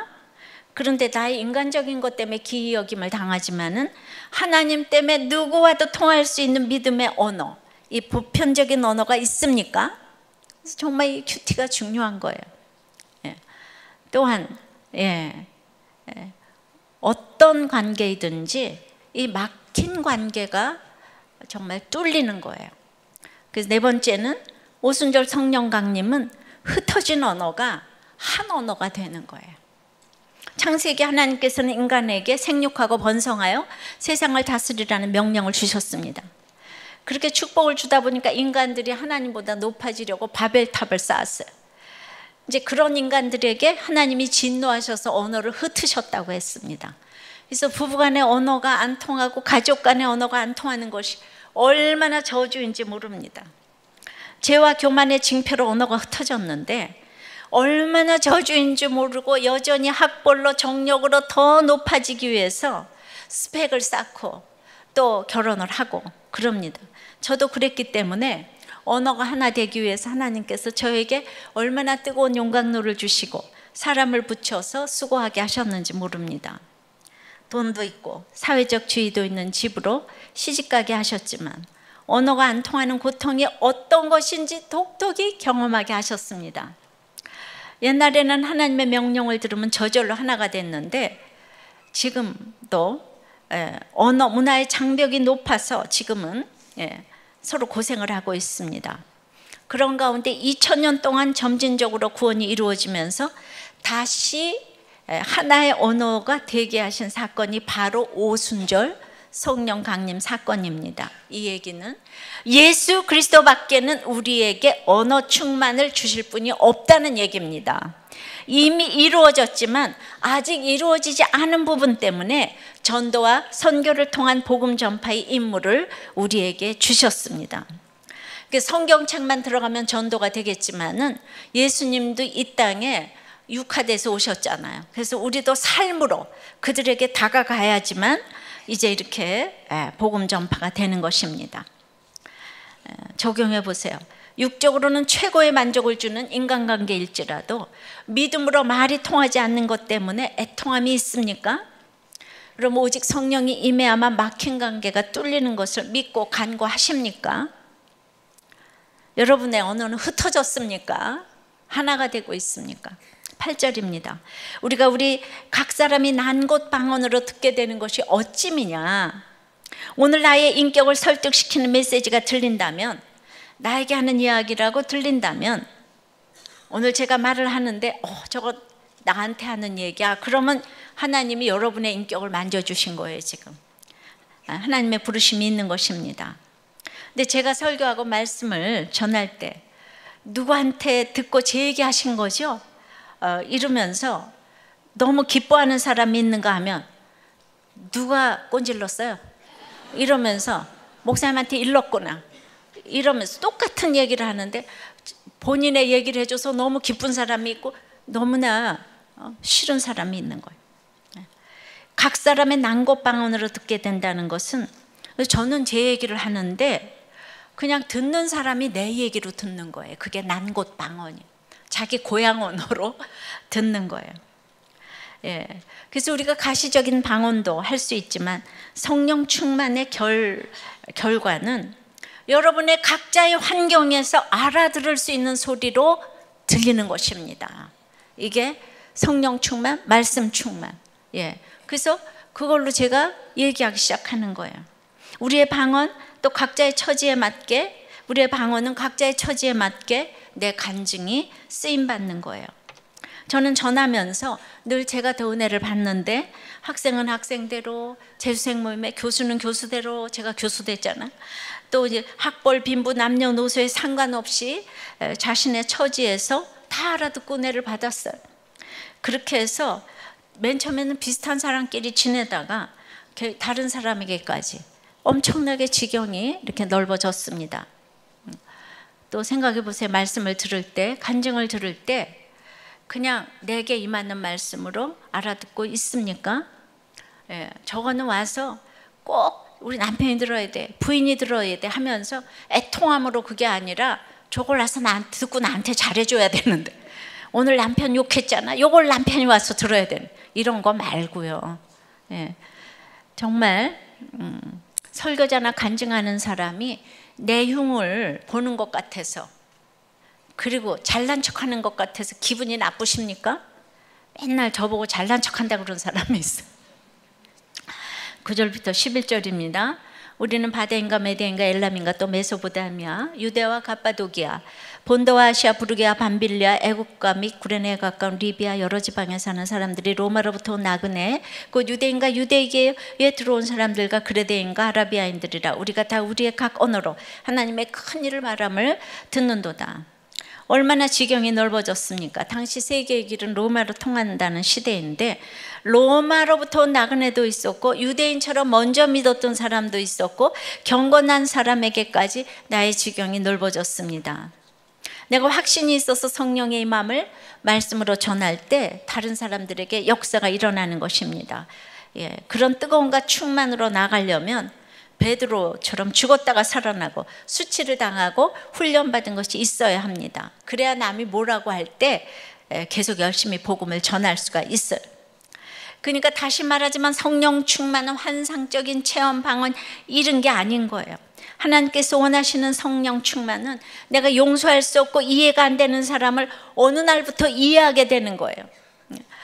내가 이해하지 못할 사람, 미운 사람들이 있는가 없는가로 성령 충만이 가름할 수도 있는 거예요. 아직 너무 미운 사람이 있다면 성령 충만 받지 못했어요.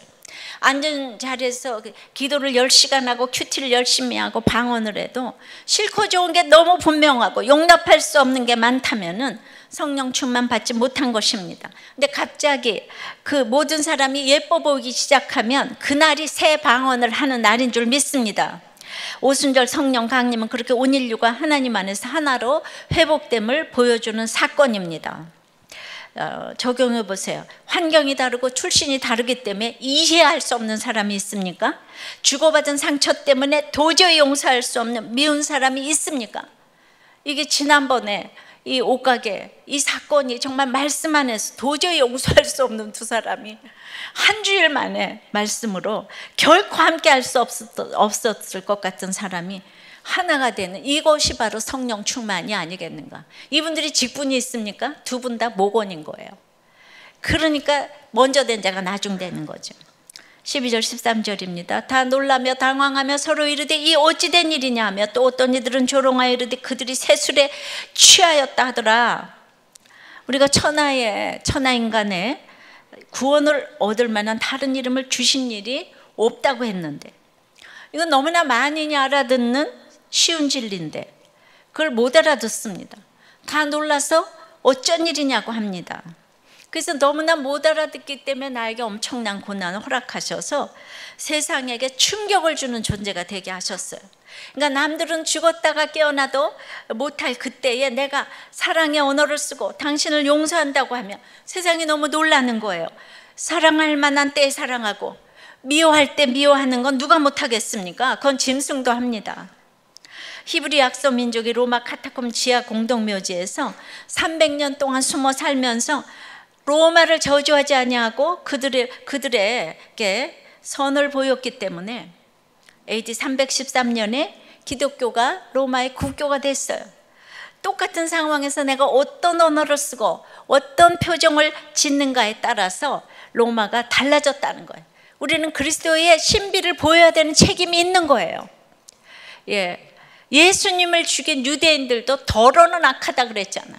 그럼 우리는 말할 것도 없지 않겠습니까? 그분들도 일부만 악하다면은 정말 우리가 사도행전에서 가장 중요한 사건은 오순절 성령 강림일 것입니다. 이 내용을 어떻게 이해하느냐에 따라서 신앙 스타일이 달라지는 것 같아요. 구약 시대에는 하나님의 영이 이렇게 특별한 경우에 그리고 적은 무리에게 임했지만 예수님이 승천하신 후 오순절에 복음의 메시지를 천하 만민에게 땅끝까지 전하도록 공개적으로 초자연적인 성령의 권능을 주십니다. 이것이 오순절 성령 강림 사건입니다. 그리고 오순절 성령 강림을 통해서 교회가 태동하고 성장하게 됩니다. 오늘은 오순절 성령 강림에 대해서 생각해 보겠습니다. 오순절 성령 강림은 첫째로 약속하신 성령을 기다리기 위해 다 같이 한 곳에 모여야 합니다. 1절입니다. 오순절 날이 이미 이름에 그들이 다 같이 한 곳에 모였더니, 오순절은 유월절을 지낸 지 7주가 되는 날로 칠칠절이라고도 하고 50일째라고 오순절입니다. 이미 이름에는 원어로 그리고 가득 채워졌을 때, 즉 오순절 날이 가득 채워졌을 때라는 의미입니다. 예수께서는 유월절 전날 밤에 잡히셨고 그 다음날 순환을 당하시고 사흘 만에 부활하셨어요. 그리고 40일 동안 제자들을 양육하시고 승천하셨습니다. 그리고 10일 정도 지나 오순절이 된 것입니다. 그러니까 그날들을 향해 채워져 갔다는 뜻입니다. 이것을 통해서 우리가 알 수 있는 것은 주님의 십자가 사건과 성령 강림은 별개의 사건이 아니라는 거예요. 구속사의 과정에서 주님의 십자가 사건은 우리의 죄를 깨끗게 하시고 우리에게 성령을 보내주시기 위한 주님의 죽어지는 헌신이었다는 것입니다. 성령 강림을 위해 주님의 십자가 사건처럼 내 자아의 죽어짐과 또 말씀으로 양육되어짐, 개인의 회개뿐만 아니라 공동체로 이어지는 회개, 또 기도로 힘쓰며 성령을 기다리는 기다림으로 채워가야 할 것입니다. 그러나 문자적으로 이미 이르렀지만 아직 이루어지지 않은 부분도 있기 때문에 우리가 겸손히 걸어가야 할 것입니다.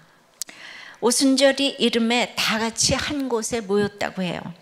한 곳에 모였을 때의 시간은 베드로의 이 설교 부분에서 보면 3시인데 우리나라 시간으로 9시예요. 어떻게 아침에 이렇게 모일 수가 있겠습니까? 그러니까 부활하시던 날부터 그날을 안식일이 아니고 주일로 삼고 주일마다 모였기에 이날도 아침 9시에 모였을 것입니다. 주일에 성도들이 모이는 것은 성령이 강림하시기 위해 아주 중요하다는 것을 알 수 있습니다.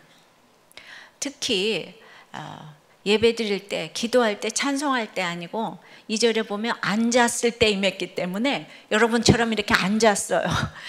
뭐 할 때인가요? 말씀, 설교할 때, 강론할 때, 그러니까 약속의 말씀이 임할 것을 기다리면서 다 같이 한 곳에 모이는 것은 아주 중요합니다. 그러니까 우리들 교회 시작이라고 할 수 있는 개척 준비 기도 모임서부터 지금까지 매주일 예배 때마다 성령이 임하시는 것을 저만 느끼는 것은 아닐 것 같아요. 정말 한 주일도 빠지지 아니하고 성령이 운행하시는 예배를 드렸다는 생각이에요. 우리가 개인으로 구원받았지만은 주님은 교회로 일하십니다. 주님은 우리가 같은 장소에서 예배를 드리고 말씀을 들으며 한마음 될 때까지 기다리십니다. 그래서 다락방에 모인 120명은 한 번 모인 것이 아니라 구원의 절기인 6월절에서 7주 지나서 50일째까지 기다려야 했습니다. 그래서 최소한 공식적인 주일 예배, 수요 예배, 목장 예배만큼은 시간 지켜서 꼭 모여주시기를 바라요. 오순절 성령 강림이 일어난 이 날은 역사상 한 번밖에 없는 날이었어요. 자, 지난주 수요 예배, 또 우리가 이제 그 추석 명절에 수요 예배 가족 전도대회 때, 이런 때 우리 식구들이 꼭 왔어야 한다고 안타까워하는 성도들이 있었어요. 그날 성령이 강림했을지 어떻게 알겠습니까? 제가 이번 주 중에 어떤 목장을 갑자기 방문했어요. 목장 식구들은 그 집의 문 앞에 들어가는 순간까지 예고 없이 갔기 때문에 너무 놀라가지고 예배에 대한 사모함이 넘치는 분들은 막 성령이 임하는 사건으로 받아들이시더라고요. 근데 어떤 집사님은 11조를 못하다가 목장 예배 전날 2달치를 냈는데 제가 가서 이게 응답이구나. 근데 이제 남편이 왜 예상 외에 보너스를 이제 받았다는 거예요. 그래서 이제 목사님이 오셔서 이게 다 응답이다. 근데 그 다음날 남편이 회사에서 나가야 될지도 모른다는 얘기를 들었다는 거예요. 제가 신방에도 성령님이 오셨다가 가신 것 같아요. 제가 간 것과는 차원이 다른 성령 강림이 마가의 다락방에 임했습니다. 여러분이 성령의 권능으로 충만하기를 원한다면 날마다 그것을 위해 기도하십시오. 예배에서 목장에서 그런 한 마음이 되면 그 목장에 성령이 충만하게 임합니다. 그런데 어떤 목장은 있던 성령도 없어지고 뿔뿔이 흩어집니다. 인터넷 예배도 있고 집에서 드릴 수도 있지만 다 같이 한 곳에 모이는 것은 아주 중요한 조건입니다. 어떤 분은 거의 식기도나 목원 생각이 나면 가끔 하는 기도 빼고는 거의 기도하지 않는다고 해요. 그 계기가 이제 초신자인 목원이 예배 때마다 상담을 요청해서 1-2시간씩 상담을 하다 보니까 예배는 안 드리고 예배 마지막 기도하는 시간에 같이 이제 나가다 보니까 그렇게 1년이 지나니까 아예 본인의 기도 생활 자체가 없어져 버렸다고 그래요. 그래서 지금도 버릇처럼 예배 중간에 나온다면서 이것을 어떻게 회복할 수 있을까 방법론이라도 좀 알려주시면 좋겠다고 목자님 이런 나눔을 했어요. 그러니까 평원님이 큐티 열심히 하시고 끝까지 앉아있는 적용을 하다 보면 기도가 터지지 않을까요? 여러분들 중간에 가는데 뭘 기도가 그렇게 나오겠어요? 제가 나가시는 것을 지키겠습니다 라고 하셨고, 초원님은 예배 후 찬양까지 다 모두 끝나고 가시는 게 좋을 것 같다고. 자, 적용해 보세요. 지난주 여러분은 어떤 모임에 어떤 목적으로 다녀오셨습니까? 사람들에게 치이기도 싫고 4시간 뺏기는 것도 싫다고 혼자 말씀 보고 기도하며 성숙도 열매도 없는 신앙생활을 하고 있지는 않습니까? 같이 모이고 찬양하고 기도하고 말씀 듣는 것이 충만한 성령 강림의 조건인 것을 믿습니까? 여러분은 이 공예배를 중요하게 생각하십니까? 예배 순서마다 신령과 진정으로 참여하고 있습니까? 자, 두 번째, 오순절 성령 강림은 확실한 체험이 있습니다. 2절입니다. 호련히 하늘로부터 급하고 강한 바람 같은 소리가 있어 그들이 앉은 온 집에 가득하며. 자, 바람은 푸노에스라고 그러고 성령은 푸뉴마라고, 단어와 이렇게 발음과 철자가 참 비슷해요. 바람은 굉장히 성령과 비슷한 것 같아요. 있지만 보이지 않고 영원히 멈추지 않고 도처에서 느낄 수 있는 거, 그게 성령하고 바람하고 비슷한 것 같아요. 그런데 급하고 강한 바람 같은 소리가 호련히 왔어요. 들리게 왔죠. 또 환상과 방언 나에게 오는 사건은 모두 주관적인 것이기 때문에 2절에는 바람 같은, 3절에는 불에어처럼, 이런 표현을 씁니다. 저도 주님을 영접하고 날마다 큐티하면서 기도하면서 이렇게 전도하면서 왔는데 호련히 남편의 죽음이 왔습니다. 그러나 제가 말씀으로 준비되었기 때문에 호련히 찾아온 제 사건을 하나님의 말씀으로 해석할 수 있었습니다. 급하고 강한 바람 같은 사건이 여러분의 집에 가득합니까?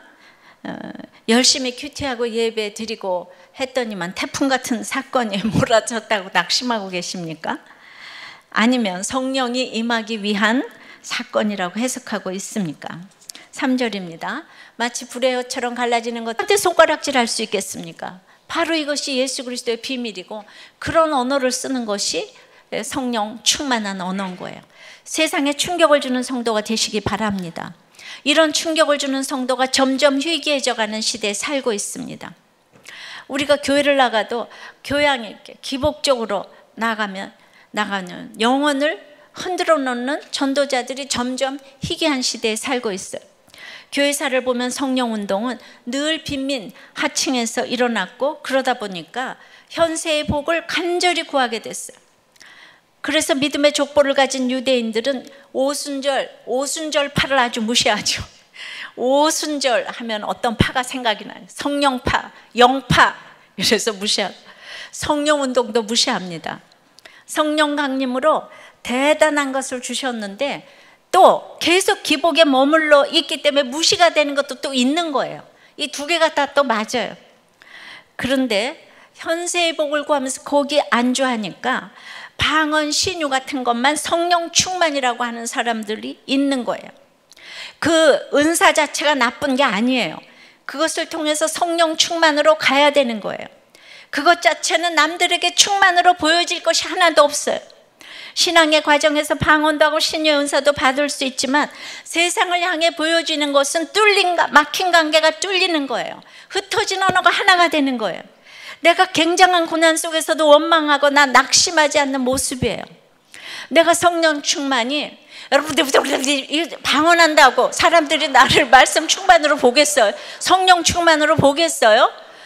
이거 너무 단순하지 않아요? 그러니까 원수를 용서하고 사랑하고 고맙고, 이게 성령 충만인 거지. 막 그냥 기도하시라고. 정말 이게 너무 쉽잖아요. 이제 완전 이해되셨죠? 이런 이야기를 하면 사람들이 조롱할까요? 안 할까요? 조롱합니다. 인정을 하면서도 조롱해요. 내가 아무리 성령 충만을 받고 있어도, 방언을 받아도 때와 장소를 가려 쓸데없는 조롱을 안 받습니다. 어떻게 성령 받은 것을 세상이 이해하겠습니까? 성령 받지 않은 사람은요, 성령 받은 것을 절대 이해하지 못합니다. 그러니까 싸우지 마세요. 그게 이해가 안 되는 거예요. 이게 물과 기름이에요.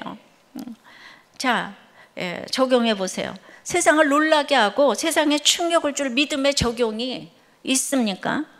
성령의 강권하심으로 그런 적용을 해도 이해받지 못하고 조롱받을 수 있다는 것을 또한 알고 있습니까? 그 모든 걸 감당할 부활신앙이 내게 있습니까? 왜? 제가 경험해 봤어요. 내가 여자하고 평신도고 집사기 때문에 계속 조롱을 당해왔어요. 근데 이제 이 베드로가 무식했잖아요. 근데 계속 말씀으로 가니까 인정하지 않을 수 없는 게 여러분들이 살아났거든요. 이혼이 막아졌거든요. 그러니까 그냥 어쩔 수 없이 이렇게 됐어요. 지금도 인정하지 않는 사람들 있겠지만 그러든지 말든지 우리는 성령 충만, 말씀 충만, 사랑 충만, 감사 충만으로 나가게 될 줄을 믿습니다. 나눔이에요. 저희 병원에서 이제 아침마다 큐티를 하는데 제가 직책이 병원장이다 보니까 수직 관계로 보면 부하 직원인데 그 앞에서 제 얘기를 다 합니다. 내가 옛날에 다른 여자 만났던 얘기, 이혼한 얘기, 재혼한 얘기, 그냥 처음에 너무 놀라는 얼굴이더니 지금은 너무나 잘 듣고 재밌어하고 하면서 다 자기 얘기들을 한다는 거예요. 옛날 같으면 그 사람들 앞에서 내가 이런 얘기를 할 사람이 아닌데 이런 무덤까지 가져갈 얘기를 말하고 회개하는 나눔이 이게 증인이 되는 것이고 사명으로 나가는 그리스도의 신비를 보이는 성령 충만한 언어가 아닌가 싶다고. 바로 이것이 성령 충만한 것입니다. 맨날 나눠줄 게 있는 거예요. 사람들을 살리기 위해서는 내 거를 끄집어서 줘야지 돼서 되는 게 아니에요.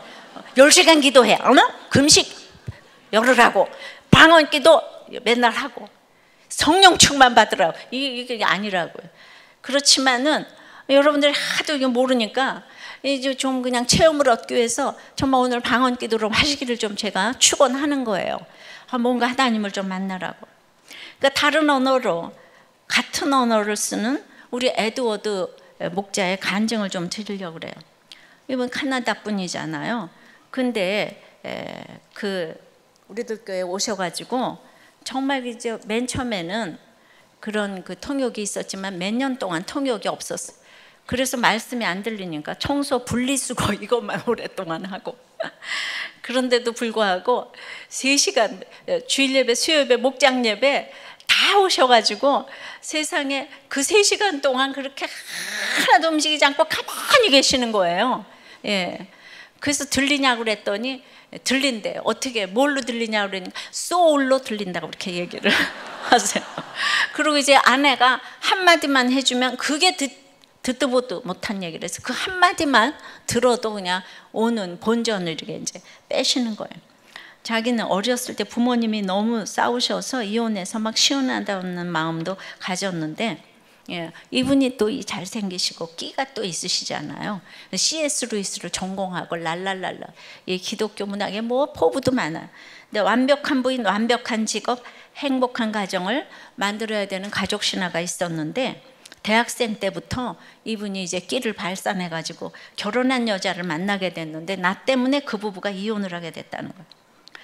그리고 그렇게 오랫동안 교회를 다녔는데 그게 죄라는 걸 우리도 교회 와서야 알게 됐고, 첫 결혼으로부터 40년 후에 그 남편 되는 분에게 사과하는 편지를 보냈다는 거예요. 바로 이것이 미안하다는 언어를 쓰는 성령 충만의 언어인 줄 믿습니다. 학교를 졸업하고 그렇게 이제 교회도 나갔지만 아내는 알코올 중독이고 그로 죽었어요.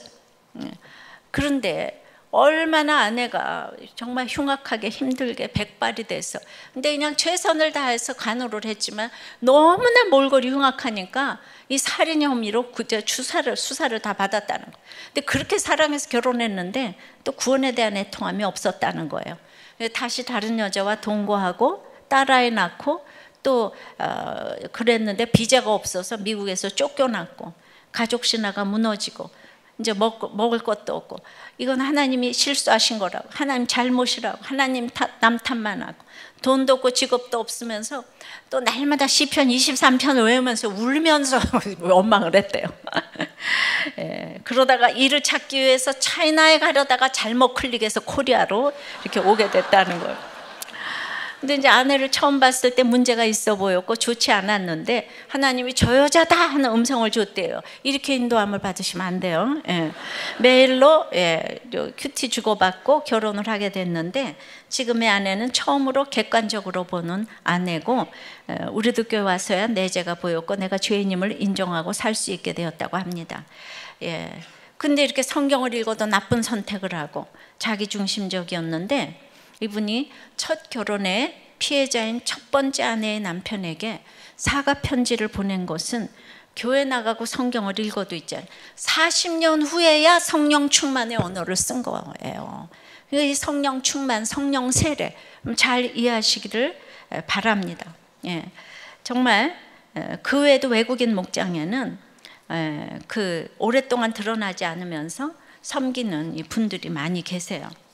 그러니까 이 에드워드도 자기가 주일학교 성서 분리수거 주일학교 교사 목자하는데 주일학교 교사는 봉사를 하고 목자는 사명으로 한다고 그랬어요.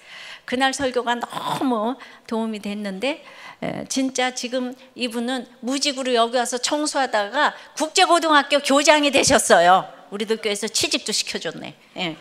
그래가지고 그 국제고등학교 교장보다 목자가 10배는 어려운데 목자를 하면서 고등학교 교장직을 너무나 수행할 수 있는 지혜를 주신다고 그랬어요.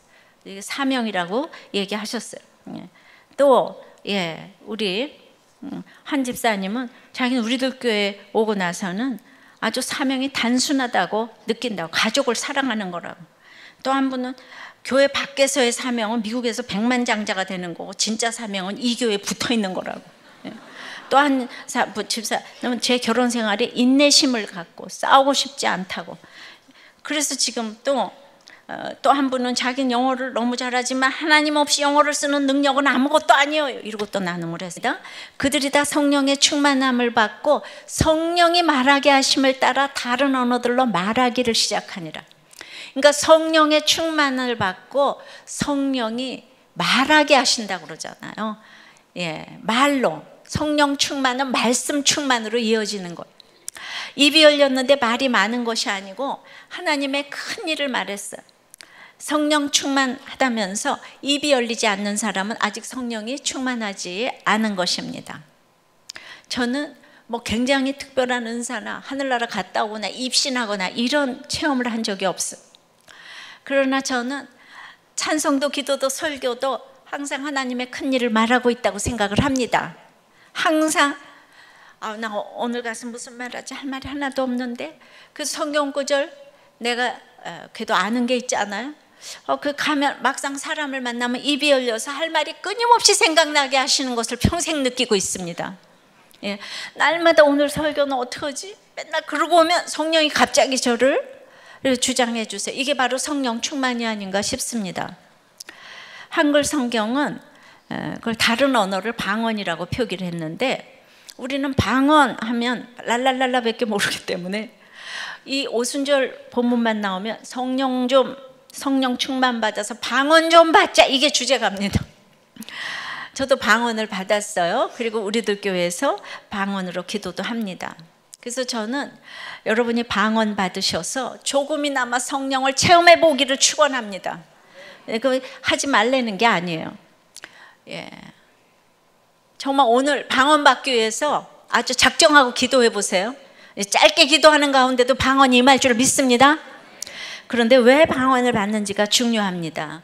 예수께서 나를 위해 죽어주신 것을 깨닫지 못하면 성경을 내게 주신 음성으로 듣지 못하기 때문에 이 방언의 의미도 알 수가 없습니다. 예, 물론 방언의 은사도 있어요. 근데 거기에만 머물러 있으면 미성숙한 것입니다. 성경을 내게 주시는 음성으로 듣고 베드로가 정말 하기 힘든 유다 이야기를 하고 사도수를 채워놓은 것처럼 성령 충만을 받는 것은 불의 언어, 따뜻함의 언어, 죄를 사해주는 언어로 시작을 합니다. 성령은 바람같이 불의 혀처럼 주관적으로 내게 임했지만 온 집에 가득하고 저희에게 보이고 다른 언어 방언으로 나타난 것처럼 객관적인 은혜로 나타나야 합니다. 주관적인 체험이 객관적인 은혜로 나타나야 합니다. 적용해 보세요. 여러분은 주관적이고도 객관적인 확실한 성령의 체험이 있습니까? 주관적인 나의 간증이 다른 사람들에게 보여지며 이렇게 객관적으로 보여지는 것, 정말 성경 말씀으로 이것이 증거돼야 되는 거예요. 그렇게 은혜를 끼치고 있습니까? 세 번째입니다. 오순절 성령 강림은 난곳 방언으로 차별 없이 임했습니다. 5절입니다. 그때 경건한 유대인들이 천하 각국으로부터 와서 예루살렘에 머물러 있더니, 자, 나의 예루살렘, 예수 믿었다고 하지만 너무 힘든 나의 통곡의 사건이 있는 예루살렘에서 기다리라 해서 기다렸더니 때가 왔습니다. 저의 예루살렘인 집에 죽자 사자 있었더니 남편이 죽었을 때 저희 집이 바로 교회 옆에 있는 거로 예배를 마친 사람들, 전혀 모르던 사람들이 저를 보러 왔어요. 젊은 사람의 남편이 갑자기 죽었다고 하니까 궁금하기도 하고, 교회에서 잘 드러나지도 않던 얌전한 사람이 그런 일을 당했으니까 보러 오기도 했습니다. 교회에서 전혀 활동도 못하고 존재가 없었지만 잘 기다리고 있으니까 천하각국에서 경건한 사람들이 저를 보러 왔을 때 보여줄 저의 예루살렘이 있었습니다. 나의 힘든 예루살렘에 순종한 것이 가장 효과적인 전도의 기회가 되었다고 생각합니다. 6절입니다. 이 소리가 나매 큰 무리가 모여 각각 자기의 방언으로 제자들이 말하는 것을 듣고 소동하여 다 놀라 신기하게 여겨 이르되 보라, 이 말하는 사람들이 다 갈릴리 사람이 아니냐. 각각 자기의 방언으로 제자들의 말하는 것을 들었습니다. 천하 각국에서 온 사람들은 바벨론 포로 때 흩어졌던 나그네들인데 유대인의 3대 절기, 유월절, 오순절 때면 또 초막절 때면 예루살렘에 모였습니다. 이 사람들은 유대인으로서 자기 민족에 대한 프라이드가 하늘을 찌르고 있어요. 비록 식민지로 갔어도 헬라어, 히브리어도 잘하고 흩어져 간 그 나라의 말도 유창하게 잘하는, 몇 개 국어를 하는, 이 유대인들이 똑똑하잖아요 또. 그런데 그런 대단한 사람들이 쫙 천하의 경건한 유대인들이 천하각국에서 모여들었다고 했는데, 무식한 어부 갈릴리 출신 제자들이 이 천하각국의 언어로 말하는 걸 들으니까 기가 찬 거예요. 놀란 거예요. 인정하지 않을래 않을 수가 없는. 알아들으니까. 그게 뭘까요? 그게 어떤 일을 의미할까요? 제가 남편이 천국 간 날이 주일날이라서 교회 사람들이 오며 가며 다들 보러 오고 정말 천하의 경건한 목사님들도 많이 오셨어요. 그런데 제가 무식한 제가 에스겔 말씀으로 간증을 해대니까 그게 방언이지 뭐겠습니까? 호련히 남편을 잃었으면 잠잠히 있어야 마땅하다고 할 텐데, 생기기는 김새침에다가 김얌전 한 사람이 에스겔 18장 말씀이 어떻게, 19장 말씀이 어떻게, 20장 말씀이, 이거야말로 방언 아닙니까? 미쳤다고 할 일이었습니다. 그동안 신학했냐고 하는 분도 있었어요. 저 사람 갈릴리 사람 아니야? 저 집사 아니야? 교회에서 아무 훈련도 안 받았는데, 직분도 없는데, 집순이 아니야? 평신도 아니야? 아이고 게다가 여자가 아니야? 어제 입에서 이렇게 절절절절, 이 30대 여집사가. 저도 그렇게 기이히 여김을 받아 당했어요. 남편이 속을 썩이다 간 것도 아니고, 겉으로 보면 적어도 성실하게 살다가 그냥 젊은 나이에 하루 만에 갔는데, 내가 남편이 구원된 것 때문에 할렐루야 하면서 간증을 하니까 이게 놀라 자부러지지 않겠어요? 원장 부인이잖아요. 그래도 명색이. 근데 입만 열면 제가 성경 말씀이 나오니까 더 그랬지요. 다음 주 본문에 이 무식한 베드로가 설교를 얼마나 잘하는 줄 알아요? 절절절절 성경을 쫙 꿰는 거예요. 이게 바로 성령 충만이에요. 말씀 충만. 말씀으로 말하기를 시작하는 거예요. 그러나 제자들도 저도 예수님께 받은 훈련이 있고 예수님의 말씀을 듣고 기다리고 인내한 것이 있기 때문에 이렇게 보여지게 하셨어요. 정말 저의 오순절은 호련히 온 남편의 죽음 사건이었습니다. 불의 혀같이 갈라지고 아픈 사건이었지만 전 세계로 퍼져나가게 한 저에게는 이정표적인 사건이 된 줄 믿습니다. 여러분에게도 이런 불의 혀같이 갈라지는 사건 가운데서, 그게 주관적인 체험 같지만 객관적으로 말씀으로 이렇게 증거하는, 바로 이것이 오순절 성령 강림입니다. 근데 막상 사건이 왔을 때 교회를 다녀도 말씀으로 해석하고 적용하는 사람이 별로 없다는 것이 제가 그동안 말씀을 전하면서 얻은 결론입니다. 다른 사람 간증은 기이 여기면서 자기 사건이 딱 오면 다 딴소리 합니다. 고난을 당하면서도 어찌하여 그렇게 말씀이 안 들리는지 그것이 기이할 뿐입니다. 그래서 누구든지 이 방언, 다른 언어를 쓸 수 있다는 모델로 갈릴리 출신인 저를 말씀 사역을 시킨다는 생각이 듭니다. 중요한 것은 제자들의 언어가 각각 자기 방언으로 알아들을 수 있는 언어였다는 것이 중요합니다. 바데인, 메데인, 엘림인 각각 그 사람의 인격을 설득시키는 언어를 쓰게 됐습니다. 그 언어는 천상의 언어, 못 알아듣는 언어가 아니고 사람들이 다 이해할 수 있는 외국어였어요. 바람 같은 불의 혀 같은 주관적이기만 한 게 아니라 알아들을 수 있는 언어로 얘기했다는 거예요. 이 세상에서 사람들이 다 알아들을 수 있는 언어가 무엇입니까? 누구든지 알아들을 수 있는 언어는 사랑의 언어밖에 없습니다. 비행기 안에서 아프리카 콩고 사람을 만나도 Are you Christian? 물어보면 Yes 하면 서로 손뼉을 막 치지만은 같이 난생 처음 보는 사람도 이러지만 집에 같이 사는 부부가 평생 말이 안 통할 수가 있습니다. 그냥 절벽같이 그들에게 보여 각 사람이 하나씩 임하였더니 혀는 맑아 복음 전파를 상징하고 불은 정결케 하시는 하나님의 임재를 상징합니다. 세례 요한이 사람들에게 성령과 불로 세례를 줄 것이라고 한 말의 성취이기도 합니다. 활활 타오르는 불은 얼마나 빠른 속도로 태워버리는지 모릅니다. 또 얼마나 뜨거운지 잠깐만 손에 스쳐도 데입니다. 그래서 불 속에 들어가면 너무 뜨거워 아플 수 있습니다. 그러나 불의 혀처럼 성령이 임하면 신속하게 나의 죄를 태우고 정결케 됨으로 남을 비춰주고 뜨거움의 열정과 마음을 녹일 수 있는 따뜻함으로 복음을 전하게 되는 것입니다. 그러니 불의 혀 같은 사건이 오는 것은 성령 충만을 받는 비결입니다. 근데 이제 불의 혀처럼 갈라지는 것들이 각 사람 위에 하나씩 임했다고 해요. 그러니까 임하는 것은 각 사람에게 임합니다. 아무리 우리들 교회를 나온 지 오래되고 공동체에 붙어간다고 해도 이 가운데도 성령 받지 못한 사람이 있습니다. 내가 여기 나온 게 어디야 하며 그 자리에 머물고 있기만 한 사람도 감사하지만 저는 이 시간 여러분 각 사람에게 정말 성령이 임하기를 간절히 기도합니다. 성령이 임하지 않으면 교훈과 책망과 바르게 함과 의로 교육함을 받을 수가 없어요. 성령이 임한 사람의 특징은 누구에게 무슨 말을 듣든지 교훈과 책망과 바르게 함과 의로 교육을 받는데 사람이 미성숙하면 날마다 하나님에게 사람에게 좋은 이야기만 들으려고 합니다. 4절입니다. 그들이 다 성령의 충만함을 받고 성령이 말하게 하심을 따라 다른 언어들로 말하기를 시작하니라.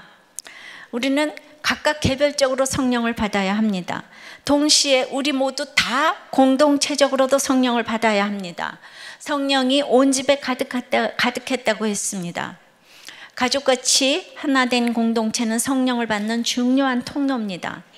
성령 충만한 예배와 목장 모임에 참석하는 것뿐만 아니라 나 개인에게 임하는 성령을 체험하고 불의 혀 같은 사건에서 성령의 충만함을 받으시기를 바랍니다.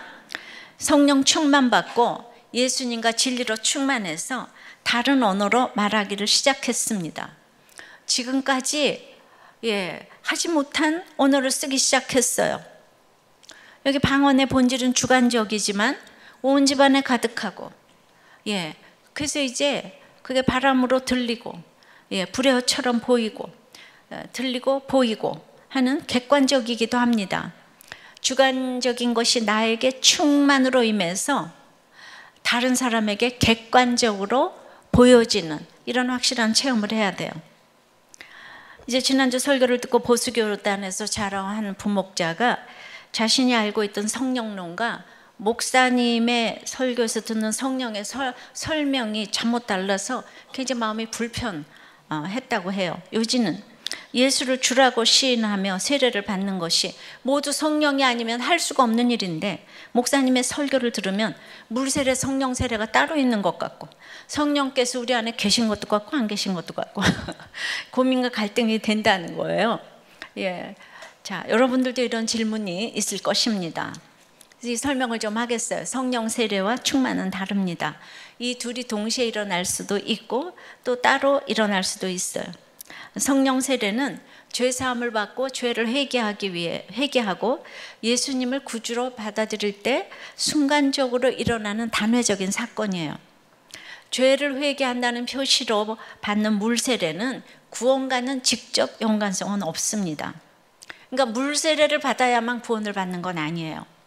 근데 물론 성령 세례를 먼저 받고 물 세례를 받는 경우도 우리도 꽤 굉장히 많은 것 같아요. 목장 탐방을 가보니까 세례도 안 받은 완전 초신자에게 말씀이 들렸어요. 그리고 그분이 전도까지 하고 있는 걸 봤어요. 예.